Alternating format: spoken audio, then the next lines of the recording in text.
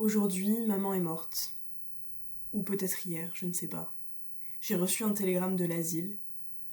Mère décédée, enterrement demain, sentiments distingués. Cela ne veut rien dire. C'était peut-être hier. Voilà comment débute l'un des livres qui a le plus marqué le XXe siècle et qui continue encore aujourd'hui à bouleverser de nombreuses personnes. Bonjour à tous, aujourd'hui on se retrouve enfin pour la première revue de livres de cette chaîne. Aujourd'hui on va s'attaquer à un sacré morceau, on va s'attaquer à L'étranger d'Albert Camus. Alors cette vidéo elle sera divisée en 3 parties, la première sur le contexte historique et aussi une brève introduction d'Albert Camus. Ensuite on va parler du livre mais avec aucun spoil, ou juste je parlerai du résumé du livre, mais sans rien spoiler, et aussi de mon avis. Ça sera assez difficile d'en parler sans rien dire, mais je vais essayer. Et dans la troisième partie, ce sera la partie avec spoil. Donc là, clairement, on va s'attaquer, je vais tout dire, voilà. Donc c'est vraiment, si vous ne voulez pas regarder la dernière partie, je vous en supplie, ne la regardez pas. Par contre, vous pouvez aller lire le livre, parce qu'il est très facilement trouvable. Je vous mets un lien dans la description avec un PDF du livre qui est facilement, vraiment très facilement trouvable sur internet, et aussi un audio si vous voulez sur YouTube. Il y en a énormément, et je pense même sur d'autres plateformes, il y en a beaucoup de gens qui lisent tout simplement le livre. Donc vraiment, vous n'avez pas d'excuses. Et je vous conseille vraiment d'aller lire, parce que c'est un livre qui fait moins de 100 pages, donc c'est vraiment très rapide à lire. Et ça vaut carrément le coup. Donc voilà. Pour la dernière partie, c'est à vous de voir si vous voulez vous spoiler ou prendre le temps d'aller lire le livre, ou tout simplement ne pas regarder cette vidéo. Voilà. Ok.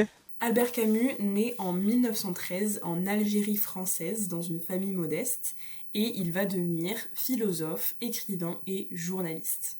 Il reçoit même en 1957 le prix Nobel de littérature pour l'entièreté de son œuvre.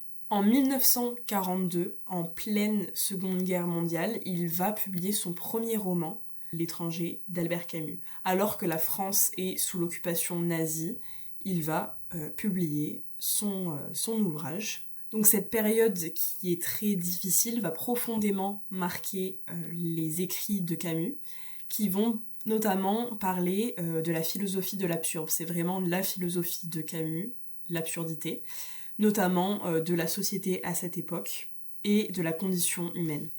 Lorsqu'il publie son premier roman, Albert Camus est déjà un écrivain engagé. J'avoue, c'est pas le bonheur, pardon. Chapeau,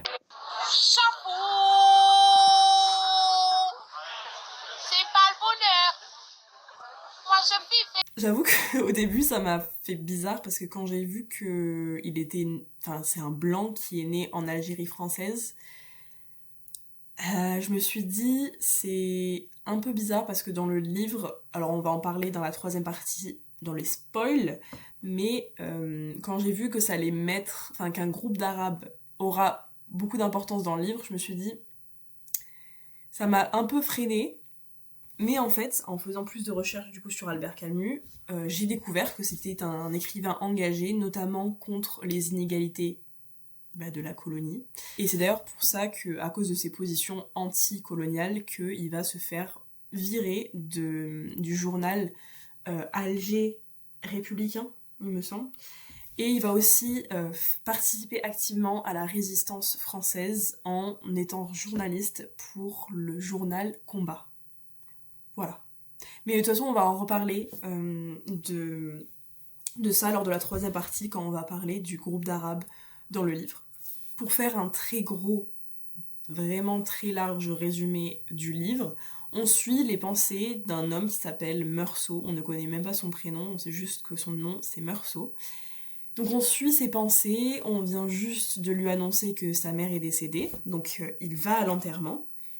Et en fait, le jour d'après, il continue sa vie, il rencontre beaucoup de personnes, il rencontre une femme, un homme qui va devenir son ami, un de ses voisins. Et un jour, il va partir en vacances justement avec ces deux personnes sur une plage et il va croiser un groupe d'Arabes. Et là, il va se passer quelque chose et ça va complètement faire basculer l'histoire. Je ne vous en dis pas plus pour l'instant. Alors, je vous avoue que pendant la première moitié du livre, j'étais complètement perdue. Vraiment, j'étais perdue. Enfin, j'étais plutôt confuse. Parce que je comprenais l'histoire. Enfin, l'histoire, elle est très facile à comprendre. Mais par contre, c'est la première fois que je lis un livre sur l'absurdité. Et c'est vraiment... Albert Camus est vraiment connu pour être le big boss de l'absurdité.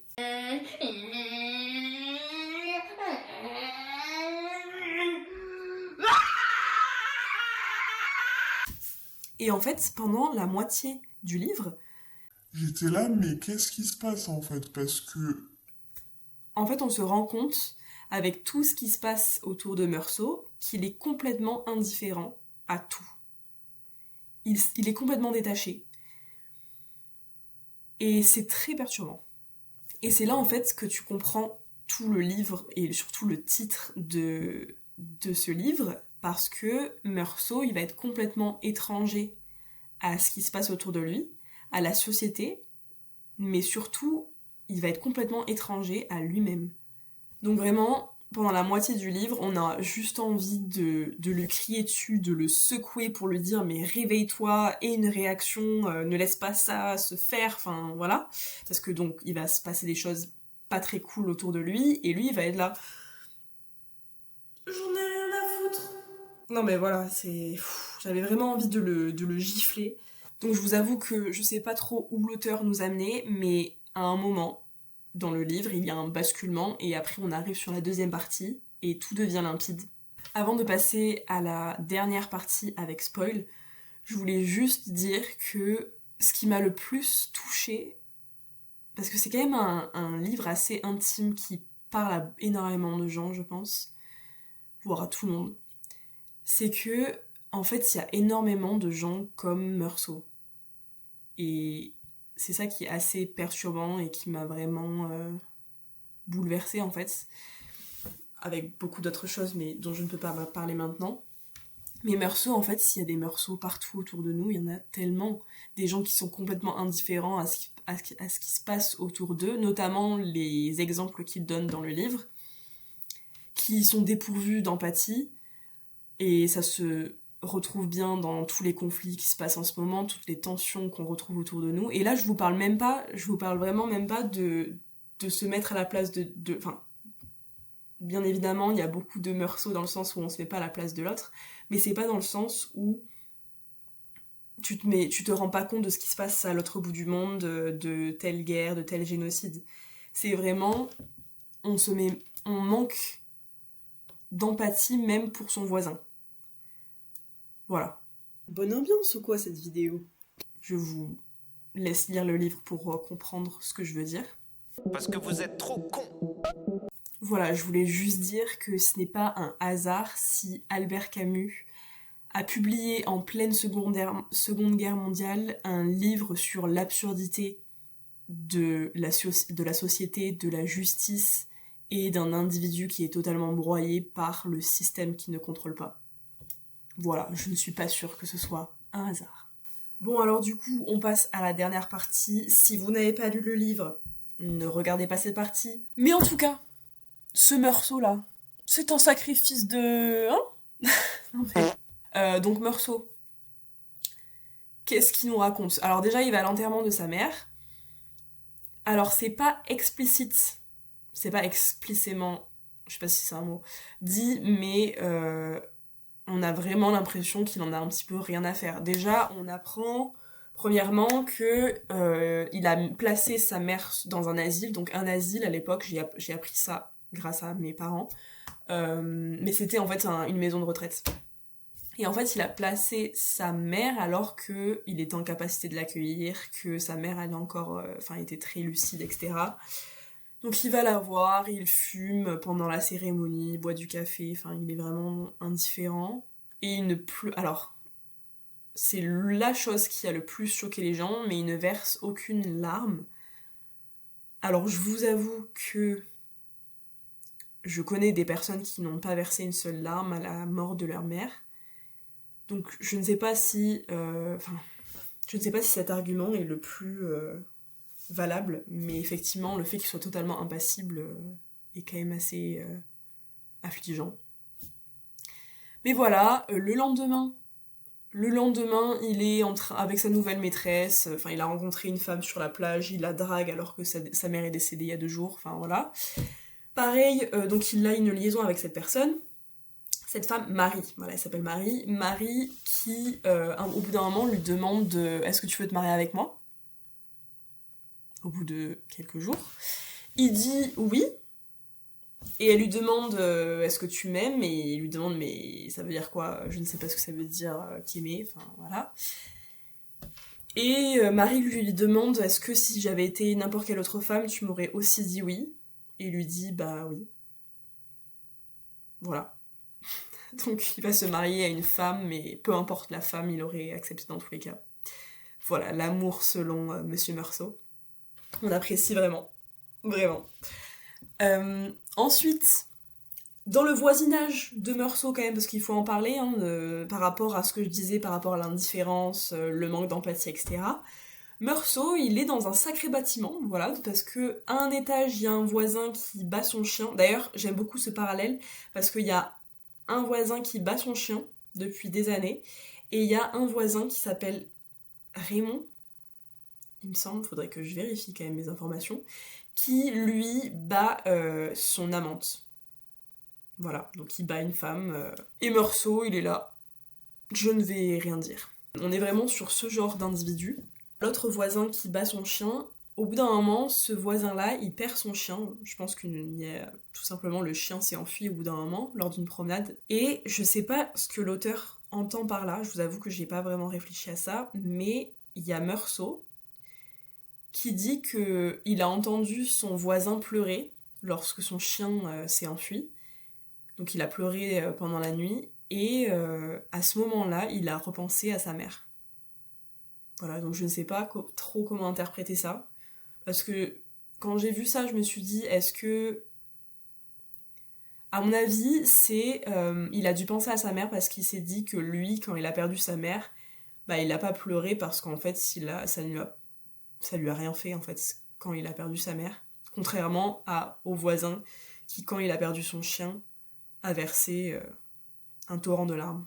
Donc après tout ça, on en vient à la deuxième partie, la transition vers la deuxième partie. Donc si vous avez lu le livre, vous savez que le frère de la femme qui se faisait battre, qui est un arabe, qui fait partie d'un groupe d'arabes, d'ailleurs c'est hyper perturbant parce que ils n'ont aucun nom, à aucun moment on parle de ce groupe. Alors je pense, c'est clairement fait exprès, à mon avis, par Camus. Ils vont avoir une altercation où l'un des arabes va blesser au bras, Raymond, là, celui qui bat la femme. Mais voilà, il ne le tue pas, il fait exprès de viser seulement le bras et non de tuer complètement Raymond. Et plus tard dans la soirée, il y a notre cher ami Meursault qui va prendre le pistolet, qui va se rendre sur la plage pile au même endroit où les Arabes étaient. Et là, il nous raconte, donc on est toujours dans ses pensées, il nous raconte qu'il a eu un reflet de soleil dans les yeux et qu'il ne voyait pas ce qui se passait et qu'il a tout simplement tiré sur l'arabe. Ah d'accord, moi personnellement quand j'ai un reflet dans les yeux, je ne tire pas sur les gens. Voilà, bref. Mais en plus de ça, il a tiré une première fois sur le corps, puis il a tiré 4 autres fois sur le cadavre au sol qui ne bougeait déjà plus. Voilà. Il nous prend pour des cons un petit peu ce Meursault. La deuxième partie, c'est à partir de là, et on va assister tout simplement au procès de Meursault, qui est d'une absurdité folle. Absurde dans le sens, en fait, je sais pas comment expliquer, ce livre est exceptionnel parce que, en fait, pendant le procès, il y a plusieurs choses qui se passent. Donc, bien sûr, les juges commencent par l'interroger sur la journée, sur pourquoi vous avez pris le pistolet avec vous pour aller voir l'arabe, pourquoi vous avez tiré 4 autres fois sur son cadavre si vous dites que c'était un accident. Premièrement, on ne parle pas une seule fois de l'arabe qui a été tué, on ne connaît pas son nom, il ne parle pas de lui, alors que quand même, c'est extrêmement j'ai trouvé ça problématique, mais encore une fois, c'est fait exprès par Albert Camus. pour parler de l'inégalité sociale. Mais également, le procès prend tout de suite une autre tournure. Parce qu'en fait, on ne va pas lui reprocher d'avoir assassiné l'arabe, mais on va lui reprocher d'avoir assassiné moralement sa mère. Et c'est ça qui est très très fort avec Albert Camus. C'est que dans un premier temps, on met totalement le vrai crime, le crime vraiment physique où il a tiré sur un arabe, on le met complètement de côté, et il va être interrogé sur ses réactions lors de l'enterrement. Donc il y a plein de témoins qui vont venir et qui vont lui dire pourquoi vous n'avez pas pleuré, pourquoi vous avez fumé des cigarettes, pourquoi vous l'avez mis à l'asile alors qu'elle allait très bien, etc. Et c'est complètement fou et c'est vraiment incroyable. Enfin voilà, s'il vous plaît, normalement vous avez lu le livre si vous êtes là, mais est-ce qu'on pourrait en parler parce que c'est vraiment exceptionnel. Et aussi ce qui est très intéressant, c'est que juste avant, il y a son avocat, il me semble, qui lui demande, juste avant l'audience, est-ce que vous aimez votre mère ? Et là, il répond Non. Et il lui répond naturellement. Déjà, pourquoi ? Et il lui demande qui n'a jamais voulu la mort des personnes qu'il aime. Voilà. Et bien sûr, l'avocat est choqué et il lui dit « Ne dites surtout pas ça devant les juges. » Voilà. Terrifiant. Bref. En tout cas, après ça, il va vraiment être jugé pour avoir tué moralement sa mère.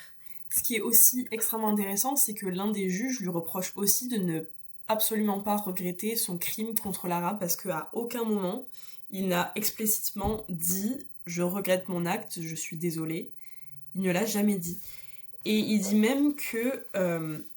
donc quand l'homme lui dit ça, il dit « J'aurais voulu essayer de lui expliquer cordialement, presque avec affection, que je n'avais jamais pu regretter vraiment quelque chose. » Donc en fait, cette phrase, elle dit vraiment tout le personnage qui est complètement indifférent à tout. Il dit aussi plus tard, lorsque sa sentence de peine de mort est révélée, que une personne morte, on n'a plus rien à faire avec elle, en pensant à sa mère. Voilà. En tout cas, il dit que c'est ce qu'il pense depuis la mort de sa mère. Donc voilà, après ça, en fait, on suit les jours en fait qui passent jusqu'à sa sentence de mort. Il me restait à souhaiter qu'il y ait beaucoup de spectateurs le jour de mon exécution et qu'ils m'accueillent avec des cris de haine. Voilà, ça en dit beaucoup sur le personnage. Donc j'espère que vous avez aimé cette vidéo, même si c'était beaucoup moins fun que d'habitude. Voilà, je vais pas essayer de faire des blagues, etc. parce que c'est un livre assez sombre quand même. Enfin, on peut pas vraiment rire de ce qui se passe à l'intérieur. Mais en tout cas, j'espère que ça vous a plu. N'hésitez pas à me dire ce que je dois améliorer, si vous avez des choses que vous avez aimées, etc. Et je vous retrouve bientôt pour une autre vidéo. Je ne sais pas encore, je ne sais absolument pas ce que je vais faire pour la prochaine fois. Mais voilà. Bisous.